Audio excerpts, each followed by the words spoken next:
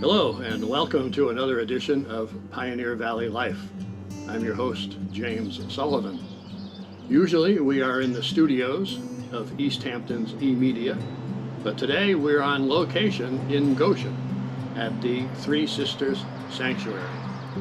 My guest today is Richard Richardson. Richard is an environmental artist, and he is the creator and caretaker of the sanctuary. Welcome, Richard. Hey, how are you doing today, James? I'm good. Good. Over the years, I've been here many times, and it's just a spectacular place. Thank you. For people to come to.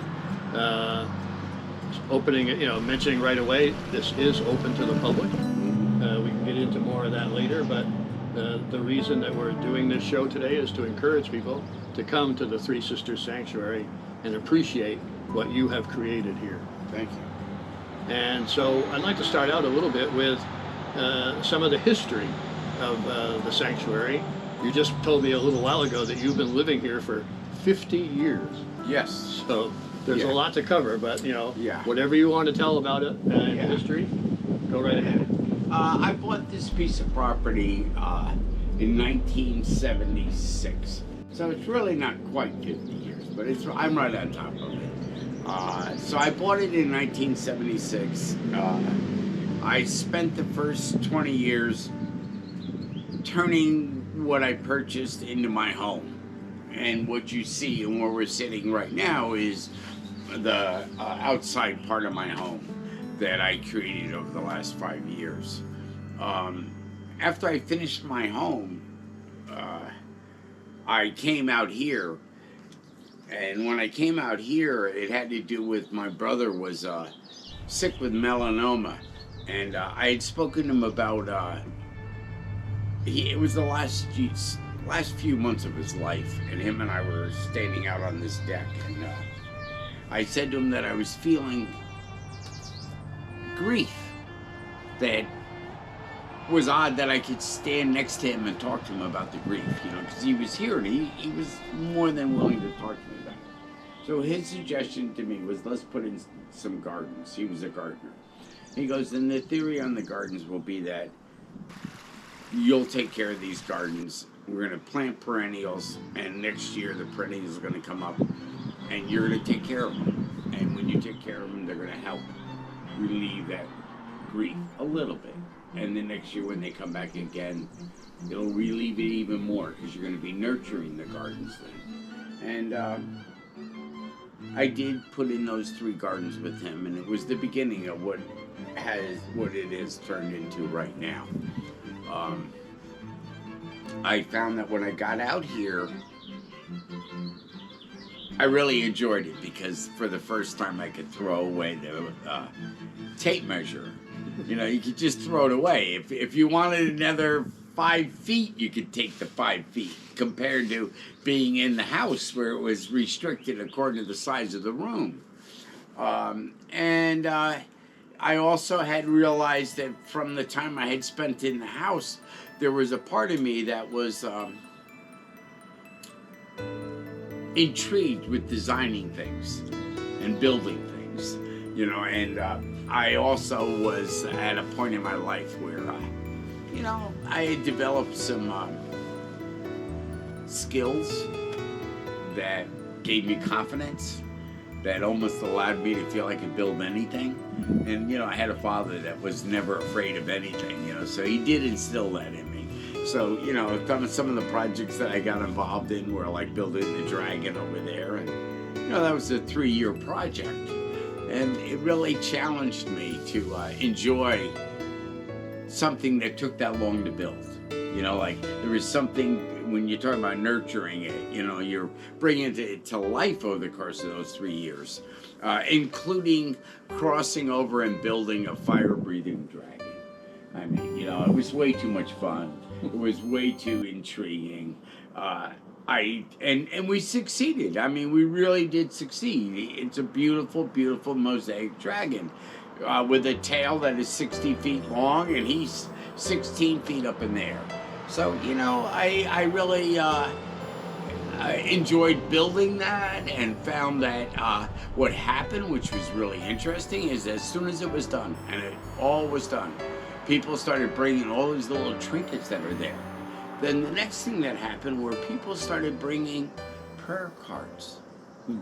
And I didn't know why, but they did. And at first, they would bring prayer cards and leave them there. And I would take the prayer cards and laminate them and put them back out there. And, naturally, the reason for laminating them is to protect them from the weather. Now, people come and they already have them laminated. Because they really do know they're bringing them back and they want them to live here with the rest of them. And what is also so interesting is when you go over there and you pick up those prayer cards, you'll find that people have passed in 2016, 2021, 2011, which tells me that as an artist who is creating something that I believe is designed around grief, spirituality, and a place for you to let go of a little bit of any baggage that you are carrying, whatever that might be.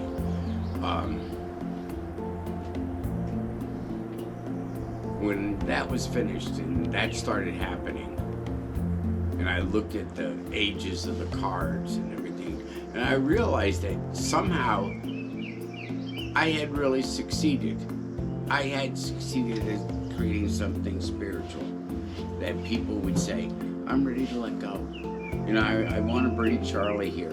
I mean, I wish I could get up and go into the room and bring in a card, and the guy's name is Uncle Jay.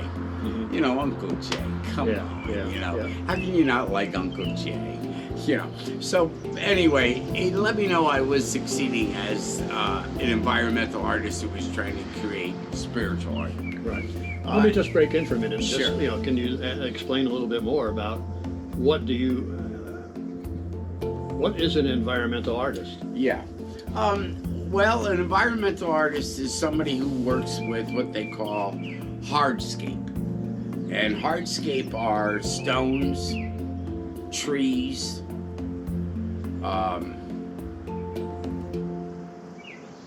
much more textural materials that are provided by nature. There is a very well-known artist, Andy Goldsworthy. A lot of your people will know him. And he's an environmental artist. His artist disappears within about 24 hours of what he creates. He builds nothing that has longevity to it. Mine is just opposite. Mine is meant to be here for generations to come upon generations in the future. So I create with nature. I create with stone. I create with trees. I've planted over 300 trees. I've stood up over 300 standing stones, and built about 7 outdoor rooms at this point. Mm-hmm. Right, and like you say, there's different areas of the sanctuary. You mentioned the dragon. There's a theater area. Yes. There's all sorts of little places to walk around. It's not just something that's can see in 5 minutes. No. You'll be here for a while. Yeah. Because there's so much to see, and you keep expanding. You're working on a new area even now. Is that correct? Yes. And I'm also would say to you that really it's like going to an art museum. You want to certain art moves you more than other art. Sometimes you'll stand here and stare at a piece for the next 20 minutes. Other times you'll move right past that piece. So really, when they're out here and what they're experiencing is really according to what it is that their minds are open to and how they're going to look at it. Because again, it is art. Right. And they may come here one time and like it so much because it's impossible to see everything in one visit. Yes. So that's why they're encouraged to come back, because like you say, something might catch their eye one time, the next time they hear something else might catch their eye. So there's so much to see here. It's fantastic. There's just so much to see and experience. Yes. And you've done a great job with that. Yeah. And I have right now, I got a family that's staying here at our Airbnb who, when they came and they showed up, they had 2 little kids. Those kids were running around. They were totally intrigued with it all. I'm talking about the frogs and the lizards in the water garden. And I'm thinking to myself, these are such cute kids. And honestly, here's what I think next. I said, I remember those sweet kids that came about a year or 2 ago. And I said, oh, they were so sweet. They were here for a couple days and they had the best time ever. The best time ever. And these kids are having the best time ever. And I was standing up here on the deck and I looked down at the little girl and I had said, excuse me. I says, what's your name? And she turns around and she looks at me and she says, Chloe. And I said, oh, I'm Richard Chloe. And she stood up and she put her hands on her hips like this and she goes, we already met. We were here already. And it was those kids. Yeah, oh really? It was those kids. And the yeah. mother this time and the father came back and rented it for 5 days. Uh-huh. Instead of the last time it was, I believe, 3 days or 2 days. And so I have wonderful experiences where people do come back. And the mother is back because she can really come out here and allow her kids to enjoy themselves. Right. She doesn't have to watch them continually. They have a natural instinct of behaving. Because there's not a lot of other kids here to ignite them or run with them. And so they're much more nature orientated, Right. these are. And really sweet. Yeah. And people do come back, yes. And I meet the same people regularly. I can't say all the time, but I can say regularly I see people that come back. Yeah. Sometimes, unfortunately, just because of our age, I notice people not coming back. Right, right. But it's interesting when you mention families. It really is a family environment. It is. And the adults can certainly enjoy it, but for the kids, it's really someplace to explore. Yes. Because it's really new to them. It's new to the adults as well, but the adults are going to see it in a different way than the kids are. The kids are going to be fascinated. They're smaller, the size of the trees, the size of the rocks, where the dragon is, all of that is like they're going to be looking up at it. It's an amazing experience for them to have. Yes. One thing I wanted to say is, how did you come up with the name the Three Sisters Sanctuary? Well, for the first 10 years of building it, I really wasn't building it as a sanctuary or any more than just having a hobby. And then in the 10th year of doing it, unfortunately, my eldest daughter passed away of a aneurysm. And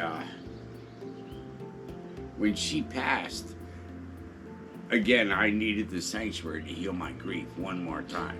And I threw myself into it. But I also have 2 other daughters, and I realized that they were the biggest gift in my life beside my mother. So I decided to name it right after my daughter passed, where I didn't have a name. And then I gave it a name, the Three Sisters Sanctuary, and somehow I reached out to Gary Warner, who owns Goshen Stone, and asked him to, if he would sponsor me to build a theater in the Round. And he was one of my daughter's classmates. And he stood right up to the plate. And he sponsored me to build that theater. It took me 6 years. Mm-hmm. So that's where the name came from, was out of grief again. Yes, yeah. So that's carried over, like you say, other people come here to deal with grief. They absolutely just one possibility. Yes. Of why people would come here to the sanctuary. Yes. Because the word sanctuary does, it's a protected environment somewhat, if you say that. And you, as you say, you're the caretaker. Mm-hmm. So you're caretaking not only the gardens, but you're caretaking people's experience here while they're here walking around. Very, very well put. Yeah. That is very well put. That is exactly what I'm doing. Yeah. You're right. I take it as I am the steward of the land. Yes. You know, that is my Yeah, job yeah, in this yeah. lifetime. Yeah. And you've, if anybody comes here, which, why we're here today is to encourage people to come here and have a visit to the sanctuary, because Yes. we're up in Goshen, which is, the outer limits of what they might call the Pioneer Valley. But not only is this a good place for Pioneer Valley people to come to, but it's a good place for anybody from anywhere to come Yes. to. If they're visiting New England, one of the places they should visit is the Three Sisters Sanctuary here in Goshen. Yes. And the fact that you have a Airbnb here makes it even more possible for them to do that. Yes. And to the degree of about 2 years ago, I had a guy come through here who, when he came through here, his name was John Mealy. He was from New Hampshire. And he says to me that day, he goes, I want to introduce you to my son, my grandson. And he says, I'm going on a road trip with them. We're going cross country, and we're going to visit approximately 50 artists. And you are our first stop. Mm-hmm. You will be our last stop. Mm. And so I saw them in the early spring, and then I saw them again in summer when they were coming back. Yeah. So, that was really a very nice compliment, because they were acknowledging me as an artist, and this as an art installation, Right. as they started a voyage to really see 50 other artists. I was really amazed at that. I'm not a traveler. I would never do that. But boy, I admired that in him. Yeah.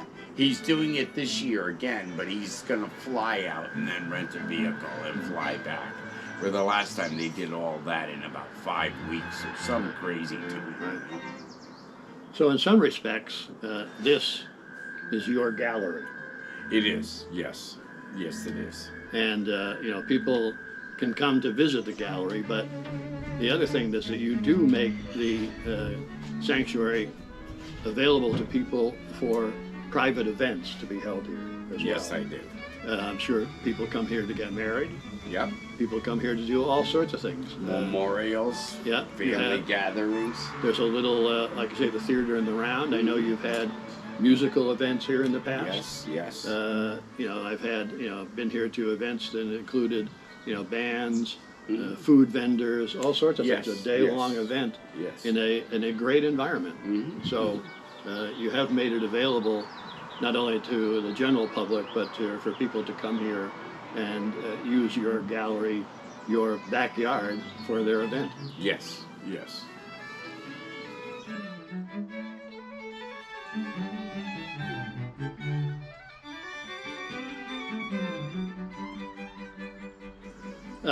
As I said, I've been here several times over the years, and I've noticed when I was recently here a couple of weeks ago, there have been some changes that you've made here and there. There's a new little house over here that wasn't there before. The area around I don't know how to describe her, but it's the woman figure with all the jewels attached to her body, and that area seemed a little bit different than it was. So can you kind of talk about some of the ongoing changes that you've made here over maybe the last few years? Yeah. No changes. None at all. Not one change at all. I only build new things. I don't Okay. make any changes. I just do new things. Okay. So in the last 5 years, I've tackled a number of wonderful projects. One was this back arena here that I really wanted to build something for myself that felt like as if it was a carnival wagon to some extent. And so I tackled this project, which also allowed me to introduce abstract art to the house, which is 5 colors and how to make that work. And that actually took me a full 5 years of painting and creating and doing things like this. As we were doing that, I built a steeple outside to give gratitude to the universe for my life. When I turned 70, I built that steeple. And the steeple houses peace and love. I have built a new entranceway over on the far left, which has been a long time in coming. I always built this as the entrance, so it always felt weird to be building a new entrance. But I did build a new entrance. I like it a lot. I have a new art gallery over to the left. The area you started talking about where the Ferry House is, that is called the Ferry Villa. That is relatively new.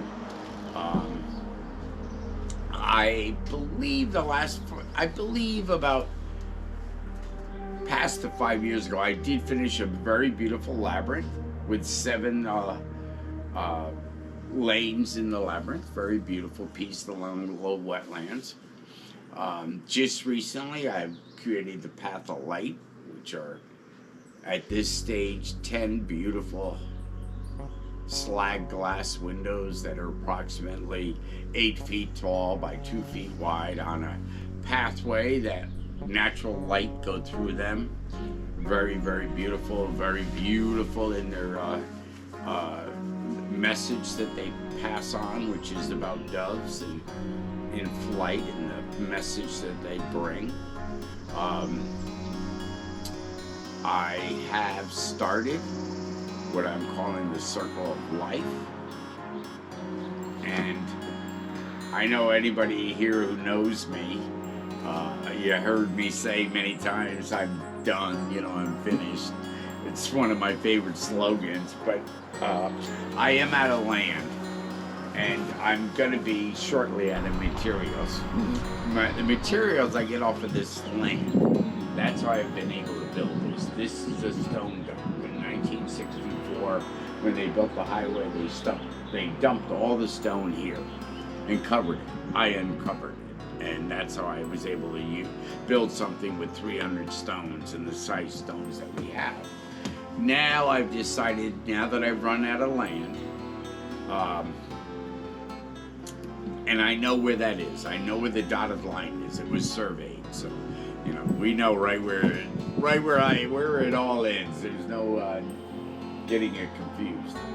Anyway, I decided to build a Circle of Life down there. It's going to be it'll be 50 feet wide, 3 circles encased that are going to be vertical stones. A little over 300 stones I'll use in that project. And it's going to start with conception. It's going to go to the beginning of life. It's going to go to childhood, adulthood, end of life, old age. I don't know, what do you call that? Elderly? Yeah. That's the word? I like the term elderly. Elderly, okay. Elderly, and then the last but not least is the exit of life. Yes, Louise. That's the hard one. The Circle of Life, I think I got a handle on. Yeah. But the exit of life is the one that makes me a little nervous, Right. That's really exploring, doing something that, up until now, what I'm doing down there now, I think I have a real vision on it. I'm a father of 4. I've done a lot in my life, so I think I know what I'm doing down there. But the exit of life is the one that makes me really nervous. Yeah. But I'm going to build it anyway. Like it or not, we're all going to get there one time or another, so I'm kind of trying to test the waters. Yeah. Yeah, well, we all are to a certain extent, whatever. We may not be artists, but we still have to test the waters. Yes. And other projects, for the most part, always finishing things a little bit more thoroughly, tweaking them out, more tweaking than changing. I don't like to make too many changes. They're expensive to build and expensive to take apart and refix. So I try to be as accurate as I can be out there. This time of the year, the ground phlox is blooming. It's so beautiful. It's breathtaking. Breathtaking. The theater in the round down below is just covered in ground phlox up above, and I find it hard to imagine. I decided about 30 years ago that I wanted to build a snow globe. and that the snow globe would encase this piece of property. The whole thing. The whole thing. The whole 8 acres, you know, I wanted to put a little plastic dome over it, and I did. I succeeded. You can see that. This is the snow globe out here.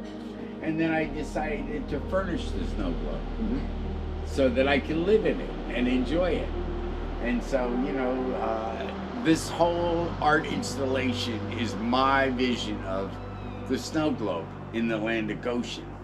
And I've been a very lucky, or not lucky, gifted man who came to Goshen out of destiny, discovered what my purpose was in my life, and have spent, as I said here, 50 years now, bringing to life this piece of property that I enjoy so much and that I choose to share with the public and invite them here so that they can come and experience the beauty of nature and the beauty of spirituality, and then somehow the magic of it all. You know, like, how is it so magical? Well, it's magical because it makes you feel so good. Makes you feel like you're in the right spot for a few minutes in your life, you know. Makes you feel like I don't really want to think about anything else other than enjoy where I am and say to myself, let me just hang out for a little while, you know. Let me just... Well, there's a modern phrase that says be in the moment. Yes, absolutely. And I'm a guy who lives in the moment, you know. Gets a little nerve-wracking to other people. I had somebody that just gave me a lecture about that because I'm not good at remembering to text right back. And she said to me, you are a guy who lives way too much in the moment. You know, like, you'll do this and then the next thing you know, you're in the moment. And you forget about what it is. And I'm like, well, and I just got that lecture on Sunday about being in the moment. Well, that could be the artistic temperament as well. Yeah, I'm sure it is. I'm sure it is. Right. Well, Richard, it's been a pleasure to talk to you today. Yeah, the website that people can come to is www.threesisterssanctuary.com. Yes. They'll see some great pictures. Even in this show, you're going to see some great views of the gardens, of the sanctuary, of the house, the whole thing. You know. So, but if you want to see more, you can go online. But the real thing you got to do is you got to come here in person. You've got to come to the Three Sisters Sanctuary. It's on Route 112 in Goshen, Massachusetts. So the sooner you get here, the better. But you can come here any time of year because one of the draws of it is that as the seasons progress, the gardens progress as well. So we're here in the spring today, and there's some beauty out there, but it's just as beautiful under a snow cover. And so, you know, thank you, Richard, for the work that you've done here. Thank you for being on the show today, and that's all I can say. And can I interject for 2 seconds? Sure. I think a lot of your audience have been here before. I welcome you back. A lot of you haven't. What I've created here, I am trying to preserve. So I'll reach out to your audience and ask if anybody's got any ideas about how to help preserve this piece of property in any way at all. Please reach out to me. It's very, very important that it be here for generations to come. So, you know, keep me in mind, and if anybody has any ideas, we all live in the Pioneer Valley. We all live in the Happy Valley. Let's make sure the Three Sisters Sanctuary is here for generations to come.